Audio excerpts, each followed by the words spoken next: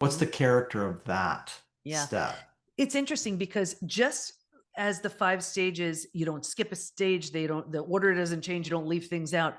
Forgiveness has a very important place because if you do it too early, it backfires every time. We're just not ready for it. We're just Hmm. not. Hmm. So there's an important place for it. And then when you're ready, it accelerates everything. But Hmm. forgiveness, I know, is a charged word for a lot of people, like for Hmm. religious reasons or whatever. I remember Hmm. reading a study when I was doing my study, and it said if you feel safe and valued and you forgive, you feel better.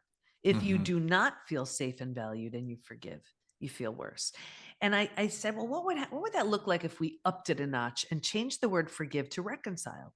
And it would sound like this: if I feel safe and valued and I reconcile, I can feel better. If I do not feel safe and valued and I reconcile, I feel worse. Hmm. So forgiveness truly is about us, but when you take that on, it's transformative. My intention for a National Forgiveness Day, and we've done it 2 years in a row, it was an experiment. It was to see, since it takes, they say, 3 weeks to make a habit. So it was a 21-day live experience. I'd go live for 21 days with the most profound stories of forgiveness I've ever heard, Hmm. experiential activities, mantras, meditations, the whole thing. And the idea was, could you go from angry, bitter, and resentful to forgiving and feeling more free in Hmm. 21 days?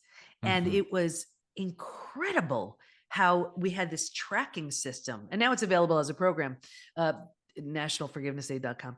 And it was a tracker, and it went from, I'm not even willing to think about this, to, I'm kind of letting it go, to, wow, whatever the tracking Hmm. system was.